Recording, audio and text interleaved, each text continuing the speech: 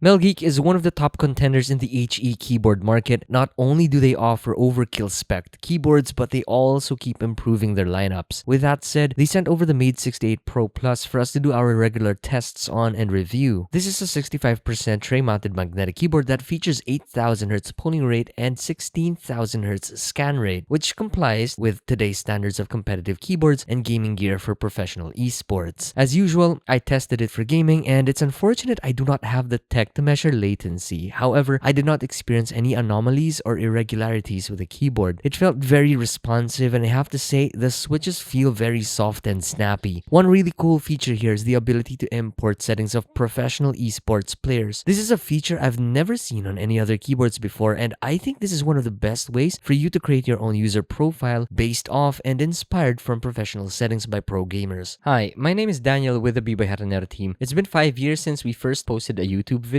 reviewing tech items like keyboards, mice, or audio gear. Subscribe so you're always updated with our new video releases and new product updates. Now back to the Melgeek Made68 Pro Plus. A lot of keyboards in the lower price range offer hot swap capability, but only with the switches that are already pre-installed. This means if one switch breaks, you're gonna have to go get yourself the same exact switch your keyboard came with. And sometimes that could be a challenge. Nearly impossible actually. But that's not a problem you will encounter with this unit, as the Made68 Pro Plus is compatible with a lot of switches that are easily obtainable in the market. Gatorons, Kales, or TTCs would work on this unit. This has a 2-pin hot swap magnetic PCB that is surprisingly well wrapped in foams and dampers, but more on this later. By default, my unit came with TTC King of Magnetic RGB purple cores with 35-gram springs within. They're really very smooth and very soft, which is ideal for fast keystrokes. If you feel like the springs are too light for you, you may refer to our previous B-roll showing you the compatible switches for this unit. Anyhow, this also has a setting for NKRO, which apparently is a setting that some pro gamers toggle off. And to add to all that, this is a keyboard that automatically recalibrates the switches, so that's something you don't need to worry about unless you tear this down or replace the switches, which would require you to recalibrate it manually via the software. Oh, and about the software, it is web-based, and let's go over that real quick. The software is linked down below for your reference. Upon opening the web-based software, you will be greeted with the Add Device button where you could add your keyboard in. You have the profiles by the left-hand side and customization tabs up top, with the first tab being the key binding tab where you may bind mouse buttons onto your keyboard. A sub-tab here called Super Key is where you will find magnetic features like DKS and SOCD. Super easy to set it up. Just press the Add SOCD option, then select the keys you want added, and done. The lighting tab has 2 sub-tabs for key LEDs and lightbox settings. Straightforward and easy to navigate through for RGB settings. On the Rapid Trigger tab, here is where you can customize rapid trigger settings. Select a pro player setting and adapt that to your keyboard. You have switch selection and calibration here as well. Then the last tab is pretty much self-explanatory, where you could toggle NKRO and auto calibration as well. Here is also where you update its firmware, and that's pretty much it. Let's move on. Box contents include the keyboard, paracord cable, extra Mac compatible keycaps, key puller combo, and documentation. The cable is made with thick paracord coating, which I think looks really cool and is very much similar to that of a mouse cable, but this one is a bit stiffer. The keyboard is built with ABS plastic, a polycarbonate light box up top with aluminum side panels. This has aluminum side panels, which I'd like to think is a protective shield against mouse collision, but the keyboard is small, being a 65% keyboard, so I don't think this will be an issue. And speaking about the side panels, they are customizable, so you may order aftermarket side panels from Melgeek's website. Not only are the side panels customizable, but you also get an upgradable light bar that matches with some side panels. In fact, there are more options for light bars, which of course you may freely explore in Melgeek's website. The keyboard weighs just about right and average compared to other 65% keyboards. I think one thing that makes this stand out is the very solid feel thanks to the tray-mounted aluminum plate, and also the fully dampened internals, which consists of a total of 5 dampers. You also get silicone padding underneath the spacebar by the stabilizers, with porn foam attached to the spacebar itself. Underneath the keyboard, you will find anti-slip rubber pads, but one thing this lacks are kick-up feet. I would have loved kick-up feet for angle adjustments. By the light box, you will find the USB-C input panned to the left side of the keyboard, and overall, the keyboard feels really solid and very well put together. The keycaps on this unit are made of double-shot PBT plastic and somewhat like a grayish hue with violet legends on it. I personally like the colors with violets on grays, and to add to that, the textures on the keycaps also feel very high quality. You get the unit in cherry profile, which I think is the safest option versus other taller keycaps like SA. The stabilizers, as you would expect, feel really good as they are pre-lubricated for a smoother operation up and down, and they're also very tightly placed on the plate. I personally recommend not modifying this unless of course you're rattle sensitive. There's very minimal rattling though, but it's nothing bothering for me. I think it's also cool that the stabilizer stems are violet, just like the switch stems. Now, on to the king of magnetic RGB switches. These are one of the most popular, if not the most sought out magnetic switch brand aside from Gatorons. This is offered in multiple options, though you could do your research with what kind of magnetic version would suit you. They feel really smooth, though it would feel better if they were pre-lubricated to lessen the stem rattling. I would advise applying very minimal lube to act somewhat like a cushion for the stems. These are 2-pin switches with customizable actuation points from 0.1 down to 3.3 mils with a 0.01 mil precision. The stems are dust-proof for a longer lifespan against dust buildup. To my ear, they sound clacky, which is usual given that this has a full polycarbonate build. Here's a sound test.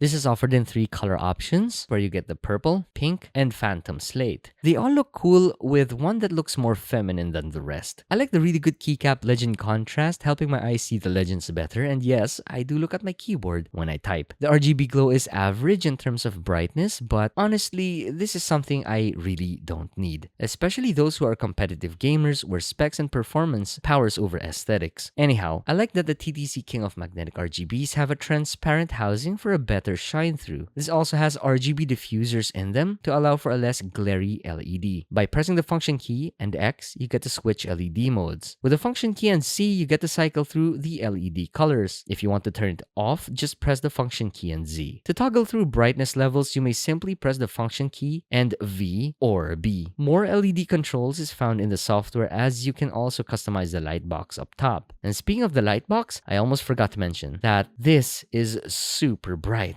Anyways, I would highly advise that you keep the product manual in the box. It will be very handy, especially if you will need to manually reset your keyboard. Though this is something you can do in the software, I think it's still worth keeping everything that's in the box. Now, if you have any questions, please let me know in the comment section below. I'm pretty sure I missed out on a thing or two. Go check the description on where to get your Melgeek Made 68 Pro Plus. I'll see you all again next time. Bye bye and subscribe.